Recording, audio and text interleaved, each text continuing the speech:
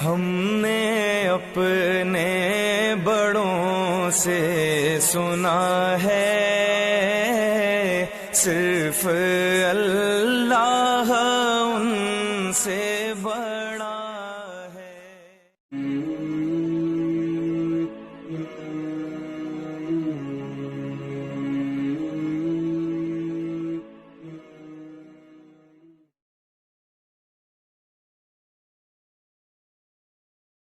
بسم اللہ الرحمن الرحیم۔ معزز خواتین و حضرات، السلام علیکم۔ آپ کی سماعتوں کے خوبصورت سماعتوں کے پیش نظر ہے حضرت نوح علیہ السلام کا قصہ۔ حضرت نوح علیہ السلام اللہ تعالیٰ کے ایک برگزیدہ پیغمبر تھے۔ آپ علیہ السلام کا نسب نامہ یہ ہے: نوح بن لامک بن متوشلح بن ادریس بن یرد بن مہلائیل بن کینن بن شیس بن آدم علیہ السلام۔ آپ علیہ السلام اور حضرت آدم علیہ السلام کے درمیان 10 قرن کا فاصلہ ہے، یعنی 1000 سال کا فاصلہ ہے۔ سمیریا کے لوگ جو کہ خدائے واحد پر ایمان لائے تھے، ان کی قوم میں 5 بہت مشہور و معروف بزرگ ود، سوا، یغوث، یعوق اور نصر تھے، جو ہمہ وقت ان کو اللہ رب العزت کی طرف بلاتے، دین حق کی دعوت دیتے، غلط اور برے کاموں سے منع کرتے تھے۔ چوری چکاری، غیبت، زنا کرنا، نیز ہر برے کام سے وہ انہیں روکا کرتے تھے۔ دینی لحاظ سے وہ لوگ ان کے درمیان ایک روحانی پیشوا کی حیثیت رکھتے تھے، اور لوگ ان کے ساتھ بہت عقیدت اور پیار کرتے تھے۔ وہ اپنی عبادت کے علاوہ بیت اللہ میں موجود لوگوں کو ستو پلایا کرتے، اسی وجہ سے وہ لوگ ان سے بہت زیادہ پیار کرتے۔ وہ ان کی ہر بات پر لبیک کہتے ہوئے ان کی کوئی بھی کہی ہوئی بات نہیں موڑتے تھے۔ پھر جب وہ 5 فوت ہو گئے تو لوگ کئی روز تک ان کے سوگ میں ڈوبے رہے۔ وہ اپنے روحانی پیشواؤں کو یاد کر کر بہت رویا کرتے تھے۔ پھر اچانک ایک دن عزازیل یعنی کہ ابلیس ان کے درمیان میں ظاہر ہوا تو اس کے شیطانی دماغ میں طرح طرح کی خرافات گونجنے لگیں۔ اس نے پروگرام بنایا کہ ان کو اللہ کے راستے سے، اللہ کی عبادت سے ہٹا کر شرک کی دلدل میں دھکیل دیا جائے۔ پھر وہ اپنے انہی ناپاک عزائم لے کر وہ ان کے پاس انسانی شکل میں آیا اور ان کا ہمدرد اور غم گسار بن کر یہ بولنے لگا: اے میری قوم کے عظیم جوانوں، اے میری قوم کے عظیم جوانوں، ہماری قوم کے وہ عظیم بزرگ جو ہمارے درمیان سے پردہ فرما گئے ہیں، اللہ کی قسم ان کی یاد میں ہمارا دل بہت روتا ہے۔ میں تو بذات خود کئی راتوں سے ان کے غم میں سویا نہیں ہوں۔ عزازیل نے ناٹک کرتے ہوئے ان سے کہا: اے میرے عظیم لوگوں، میں نے ایک طریقہ ڈھونڈا ہے جس سے آپ لوگوں کا غم تھوڑا ہلکا ہو جائے گا۔ تو لوگ ایک زبان ہو کر بولے: اے ہمارے عزیز محسن، جلدی سے ہمیں وہ طریقہ بتاؤ، ہم اپنے بزرگوں کی یاد میں مرے جا رہے ہیں۔ چنانچہ اس نے کہنا شروع کیا۔ اس نے کہا کہ اگر آپ پسند کرو تو میں ان تمام مرنے والوں کی آپ حضرات کو تصویریں بنا دیتا ہوں۔ وہ لوگ تصویروں کے بارے میں نہیں جانتے تھے، لیکن ایک دیوار پر شیطان نے ان 5 کی تصویریں بنا دی۔ اس نے کہا کہ اس دیوار کے پچھلی طرف یہ 5 بزرگ موجود ہیں، وہ ہمہ وقت اللہ کی عبادت میں مصروف رہتے ہیں۔ اس دیوار کے پچھلی طرف وہ تم لوگوں کی محبت کا تذکرہ اللہ سے کرتے رہتے ہیں۔ وہ لوگ اب ان کی تصویریں دیکھتے اور خوش ہوتے تھے۔ پھر ایک دن شیطان لعنتی نے ایک نئی چال چلی۔ اس نے کہا کہ آپ لوگوں کو پتہ ہے کہ یہ 5 بہت نیک ہیں، عبادت گزار تھے، اللہ تعالیٰ ان کی بہت دعائیں سنتا تھا، لہٰذا میں یہ کہتا ہوں کہ آپ اپنی تمام فریاد ان کے پاس پیش کیا کریں، یعنی آپ کو کوئی بھی چیز چاہیے ہو ان سے مانگے، پھر یہ آگے آپ کی سفارش اللہ کے پاس کریں گے، کیونکہ اللہ رب العزت ان کی بات کو ٹالتا نہیں۔ اور آپ کی سنتا نہیں ہے۔ یوں اس ظالم نے بنی آدم علیہ السلام میں پہلی دفعہ شرک کی ابتدا کی اور انسانیت بت پرستی قائم ہو گئی۔ یوں شیطان نے اللہ رب العزت کے ساتھ اپنا وعدہ پورا کر دکھایا تھا۔ یہ تو شیطان کا وعدہ تھا، لیکن اب بھی رحمان کا وعدہ پورا ہونا باقی تھا۔ وہ کسی کو ناجائز سزا نہیں دیتا۔ وہ خدا ہے، وہ رحیم ہے، کریم ہے، وہ غفور ہے، وہ قہار ہے، وہ وہاب ہے اور وہ رزاق ہے۔ اللہ رب العزت نے ارادہ کیا کہ اس قوم کو راہ راست پر لایا جائے۔ ان کو توحید پر گامزن کرنے کے لیے اللہ تعالیٰ نے اپنے جلیل القدر پیغمبر سیدنا حضرت نوح علیہ السلام کو ان کی طرف بھیجا۔ حضرت نوح علیہ السلام خوش طبع، نرم طبیعت اور بہت ہی اچھی خصوصیات کے مالک تھے۔ آپ علیہ السلام نے اپنی قوم سے خطاب فرمایا، اے میری قوم کے لوگوں، میں تمہیں اللہ کے عذاب سے ڈرانے آیا ہوں۔ اللہ کا حکم مانو اور میری اطاعت کرو، وہ تمہارے گناہوں کو بخش دے گا، وہ تمہیں معاف کر دے گا، ایک مقررہ وقت تک تمہیں مہلت بھی دے گا، کیونکہ جب موت کا وقت آئے گا تو اس وقت تمہیں فرصت نہیں ملے گی۔ اس وقت موت تمہارے دروازے پر دستک دے چکی ہوگی، سوائے اس کے ساتھ جانے کے تمہارے پاس کوئی بھی چارہ نہ ہوگا۔ نیز حضرت نوح علیہ السلام دن رات اللہ تعالیٰ کی عبادت کے لیے ان کو بلاتے رہے۔ پہل تو لوگ ان کی بات کو ویسے ہی ہنس کر ٹال دیا کرتے تھے، لیکن جب انہوں نے یہ چیز محسوس کی کہ یہ آدمی تو ہمارے خداؤں کے لیے خطرہ بن گیا ہے، تو انہوں نے حضرت نوح علیہ السلام سے کہنا شروع کیا کہ تم ہماری ہی طرح کے ایک انسان ہو، تم کوئی نبی نہیں ہو۔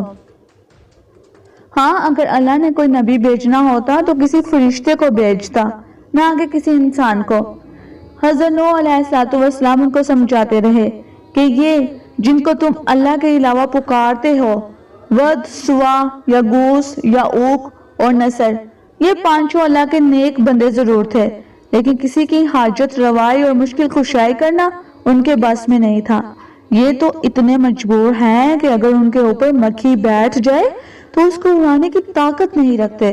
اگر ان کے سامنے سے مکھی کچھ لے جائے تو یہ اس سے چھین تک نہیں سکتے، اور کل کو یہ لوگ تمہیں قیامت کے دن اللہ کے عذاب سے نہیں بچا پائیں گے۔ اسی لیے میری قوم کے لوگوں، اگر تم اللہ پر ایمان لاؤ گے اور شرک کو چھوڑ دو گے تو وہ تمہاری فصلوں کو ہرا کر دے گا۔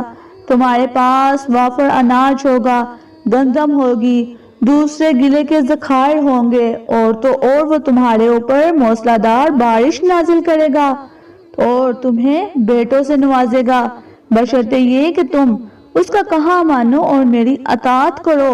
جب انہوں نے دیکھا کہ حضرت نوح علیہ السلام ان کی برداشت سے باہر ہوتے جا رہے ہیں تو وہ کہنے لگے، اس شخص کو تو دیکھو، یہ سڑی گمراہ ہو رہا ہے، یہ ہمارے خداؤں کا منکر ہے۔ پھر انہوں نے حضرت نوح علیہ السلام سے کہا، اگر تو اس کام سے باز نہ آیا تو ہم تجھے آگ لگا دیں گے، تجھے مار ڈالیں گے، ہم تجھے زمین میں گاڑ کر پتھروں سے رجم کر دیں گے۔ اس کے باوجود بھی حضرت نوح علیہ السلام دن رات شب و روز راستوں میں، بازاروں میں، ہر محفل میں ان کو اللہ کی طرف بلاتے رہے۔ جب حضرت نوح علیہ السلام کی بہت زیادہ دعوت و تبلیغ بڑھ گئی تو وہ لوگ آپ کی جان کے دشمن ہو گئے۔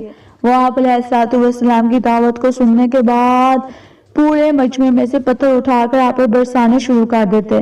آپ علیہ السلام خون میں لت پت ہو کر اپنے گھر واپس جاتے۔ نیز یہ کہ کبھی بھی انہوں نے حوصلہ نہیں ہارا۔ آج ہمارا یہ حال ہے کہ اگر ہمیں کوئی بندہ ایک تانا ہی مار دے تو ہم مرنے مارنے پر تل جاتے ہیں۔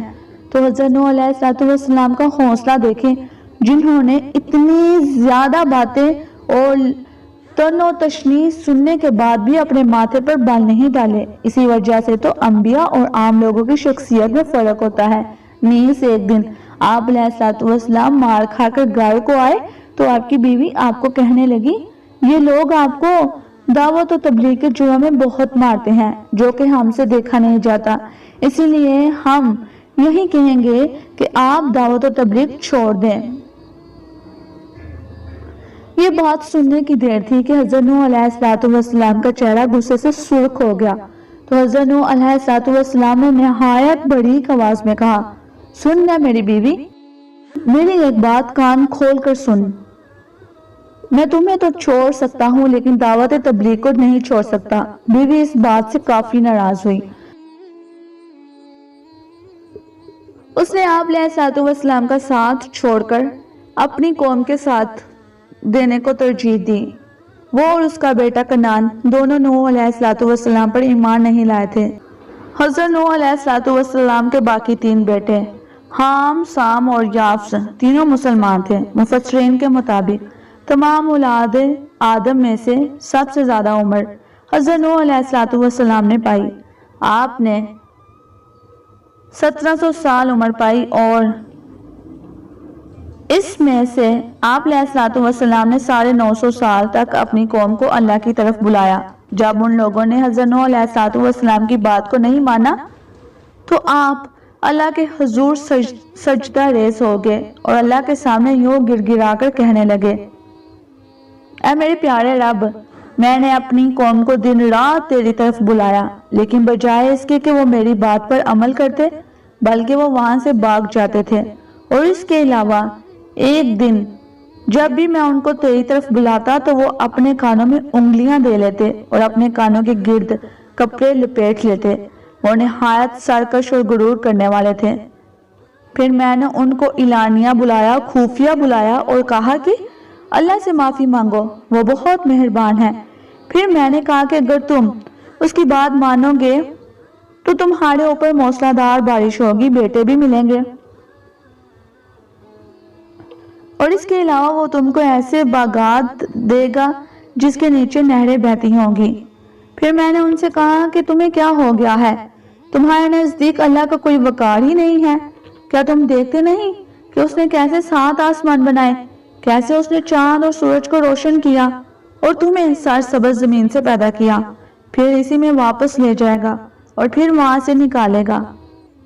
اے میرے پروردگار، میرے لاکھ سمجھانے کے بعد بھی وہ میری بات نہیں مانے اور الٹا وہ مکر کرنے لگے اور طیش میں آ کر اپنے لوگوں سے کہنے لگے کہ اس کی بات نہ سنو، تم نہ چھوڑو اپنے بتوں کو، ود، سوا، یغوث، یعوق اور نصر کو۔ اور وہ خود تو میری بات نہیں مانتے تھے، الٹا لوگوں کو بھی بات نہ ماننے کی تلقین کرتے، ان کو ورگلاتے تھے۔ پھر حضرت نوح علیہ السلام نے اللہ تعالیٰ کے حضور بد دعا کی، اے میرے رب، تو اس پوری روئے زمین پر کسی کافر کو زندہ نہ چھوڑ، کیونکہ اگر تو نے ان کو زندہ چھوڑا تو یہ تیرے بندوں کو ورگلائیں گے اور راہ راست سے ہٹائیں گے، اور جب ان کی اولاد ہوگی تو وہ بھی فاسق اور فاجر ہوگی۔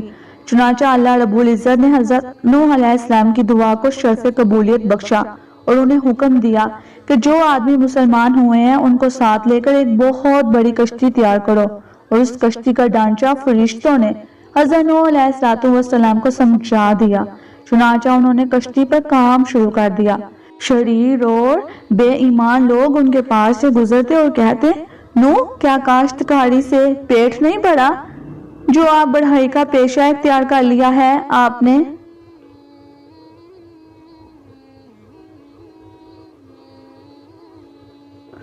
تو نیک اور ایماندار لوگ آگے سے کہتے کہ ایک دن تمہیں بخوبی اس چیز کا علم ہو جائے گا کہ ہم کشتی کیوں بنا رہے ہیں۔ جب کشتی تیار ہوگی تو اللہ رب العزت نے حضرت نوح علیہ السلام کو حکم دیا، جتنے لوگ مسلمان ہوئے ہیں ان کو اور تمام دنیا کے جانوروں اور پرندوں کے ایک ایک جوڑے کو کشتی میں شامل کر لو۔ جب حضرت نوح علیہ السلام نے کشتی میں تمام جانوروں، پرندوں اور انسانوں کو بٹھا لیا،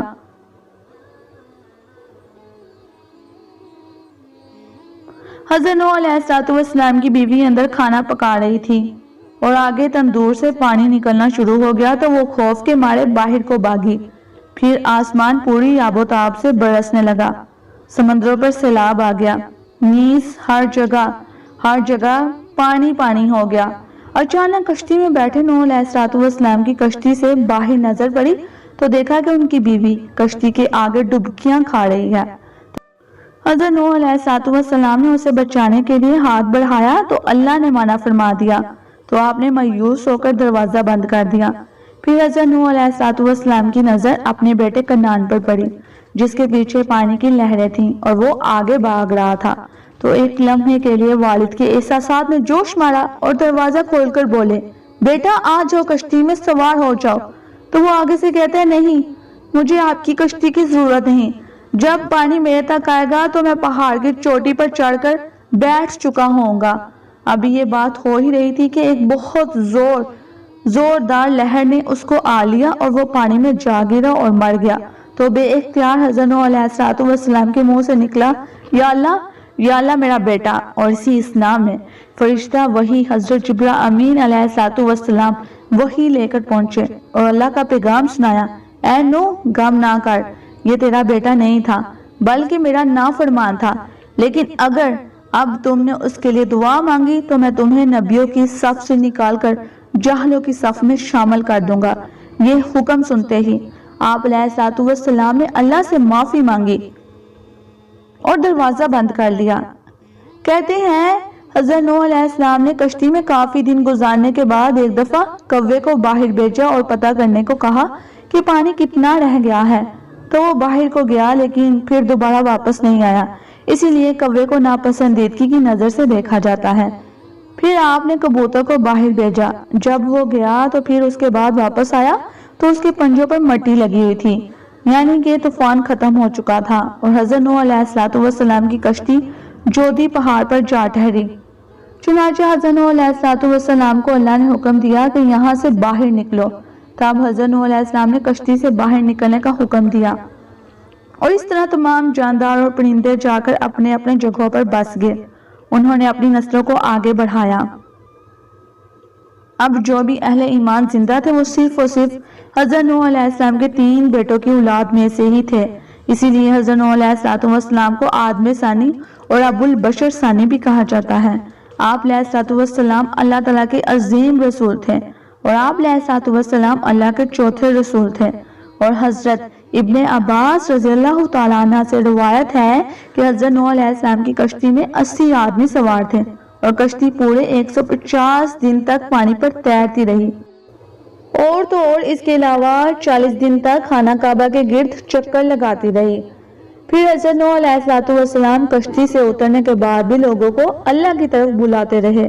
یوں ایک دفعہ پھر سے اللہ رب العزت نے ابلیس کی چال کو ناکام بنا دیا اور اپنا چیلنج پورا کر کے دکھایا جو اللہ رب العزت نے حضرت آدم علیہ السلام کے دور سے کیا تھا، اور کہا تھا کہ میں تیرے ماننے والوں اور تجھ سے جہنم کو بھر دوں گا۔ پھر وہی کیا، جن لوگوں نے بھی ابلیس کی بات مانی وہ ان سب کو غرق کر دیا گیا۔ یوں اللہ رب العزت کے حکم سے پوری سرزمین پر توحید کا بول بالا ہو گیا۔ 1750 سال کی طویل عمر گزارنے کے بعد آخرکار حضرت نوح علیہ السلام اس دنیا سے رخصت ہو گئے۔ انا للہ و انا الیہ راجعون۔ آپ علیہ السلام کا لقب نجی اللہ تھا، یعنی اللہ کا رازدار۔ اللہ تعالیٰ آپ علیہ السلام پر کروڑوں رحمتیں نازل فرمائے اور اللہ تعالیٰ اپنے اس پیارے پیغمبر کی ہمیں زیارت نصیب فرمائے، آمین ثم آمین۔